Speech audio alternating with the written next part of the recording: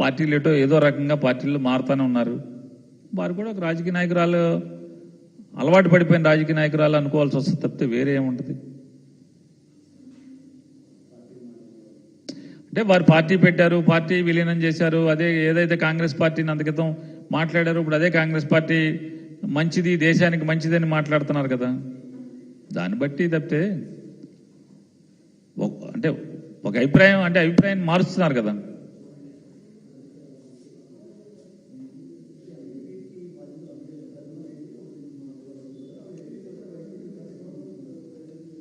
ఎందుకు ఇబ్బంది పడుతుంది అంటలే కదండి. వైఎస్ఆర్ కాంగ్రెస్ పార్టీ ఎవరి నాయకత్వానికి కోసం ఏర్పడింది? వైఎస్ఆర్ కాంగ్రెస్ పార్టీ జగన్మోహన్ రెడ్డి నాయకత్వాన్ని ఏర్పడింది. వైఎస్ఆర్ కాంగ్రెస్ పార్టీలో నాతో పాటు చాలా మందిని చేరాము. షర్మిల్ గారు కూడా జగన్మోహన్ రెడ్డి గారు కుటుంబ సభ్యురాలైనప్పుడు కూడా మాకులాగానే వారు కూడా ఒక వైఎస్ఆర్ కాంగ్రెస్ పార్టీలో పనిచేశారు. కానీ అల్టిమేట్గా మేమందరం ఎవరి నాయకత్వం చూసి వచ్చాం? నేను కానీ షర్మిల్ గారు కానీ ఎవరైనా సరే జగన్మోహన్ రెడ్డి గారి నాయకత్వాన్ని చూసాం. నాయకత్వం నచ్చలేదు, వెళ్ళినోళ్ళు వెళ్తారు, ఉన్నోళ్ళు ఉంటారు. ఏ పార్టీలో జరిగేది అదే. వారిష్టం అది. ఏ పార్టీలో చేరితే, ఎందులో కలిస్తే, ఎవరితో అడుగులేస్తే, ఎవరితో ప్రయాణం చేసినా వారిష్టం అది, వారి వ్యక్తిగత నిర్ణయం. దానికి వైఎస్ఆర్ కాంగ్రెస్ పార్టీకి ప్రత్యేకంగా ఏముంటుంది? తెలంగాణలో పార్టీ పెడతా అన్నప్పుడే వద్దని చెప్పినటువంటి మా నాయకుడు చెప్పారు. వారు నా స్వేచ్ఛాయుతమైన నిర్ణయం, నా ఇష్టం, నా ఇదని చెప్పారు. అక్కడి నుంచి ఇక జగన్మోహన్ రెడ్డి గారి సంబంధం ఏముంటుంది వారి రాజకీయ ప్రయాణంతో?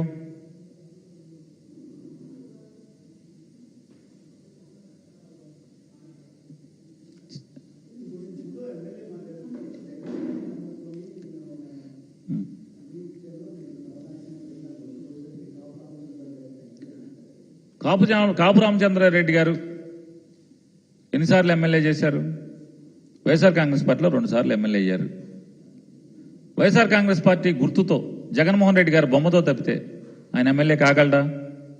ఆయన దగ్గర ఎంత సంపద ఉంటే మాత్రం, ఎన్ని డబ్బులుంటే మాత్రం అవగలరా?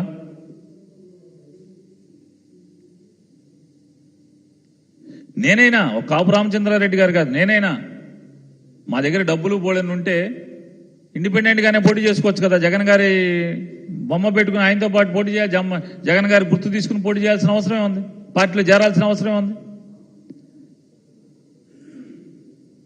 జగన్ గారి కోసం కాదు కదా నేను కాపు రామచంద్రారెడ్డి గారు ఎమ్మెల్యేలుగా నుంచున్నది. మేము ఎమ్మెల్యేలు అవటం కోసం కదా. మేము ఎమ్మెల్యేలు అవటం కోసం. ఎవరైనా ఈ వైఎస్ఆర్ కాంగ్రెస్ పార్టీ కానీ, లేదా తెలుగుదేశం పార్టీ కానీ, లేదా భారతీయ జనతా పార్టీ కానీ, ఏ పార్టీలో అయినా ఒక వ్యక్తి పోటీ చేస్తున్నాడంటే తను వ్యక్తిగతంగా ఎమ్మెల్యే పదవి చేయడం కోసం, ఆ ఊర్లో ప్రజాసేవ చేయడం కోసం తప్పితే పార్టీని ఉద్ధరిద్దామని ఏం కాదు కదా.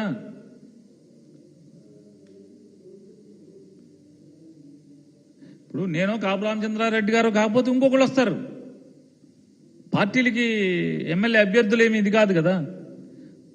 ఇప్పుడు నీకు సీట్ ఇస్తా అని తిప్పుకుని ఏమీ చేయకపోతే అది నేరం. కానీ 10 ఏళ్ళు ఎమ్మెల్యే చేసావు.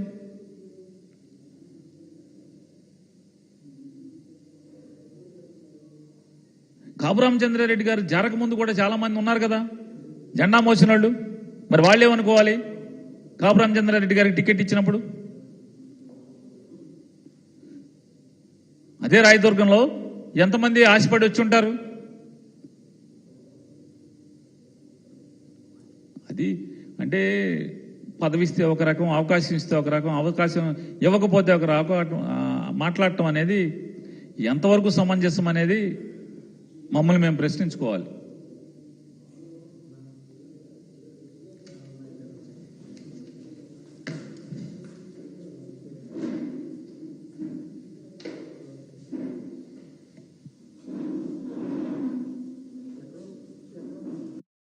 అనేది అది ప్రైవేటు సంస్థలు చూడాలని చెప్పి మాట్లాడతారు. అధికారం లేనప్పుడు అరచేతిలో వైకుంఠం చెప్పి ప్రజల్ని మోసం చేసేటువంటి, ఏమార్చేటువంటి ప్రయత్నంలో భాగంగానే ఈ రా కదలిరా, ఎవరు ఎందుకు రావాలి, ఎందుకు కదలాలి, ఎవరి మాట కదలాలి, మీరేం మేళ్ళు. రా కదిలిరా అంటే ఎవరు రావాలి, ఎందుకు రావాలి, కారణాలేంటి? 2014 నుంచి 19 దాకా కానీ, అంతకు ముందు కానీ 14 ఏళ్లలో నేను ఈ మంచి చేశాను మీకు,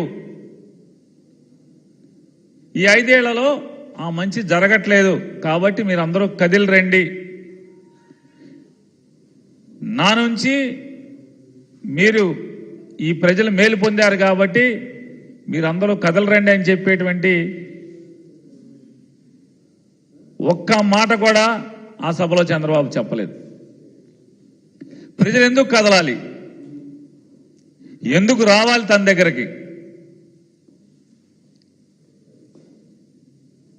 ఎంత అంటే పగవాడికి కూడా చంద్రబాబుకు పట్టినటువంటి దుర్గతి పట్టకూడదు రాజకీయాల్లో.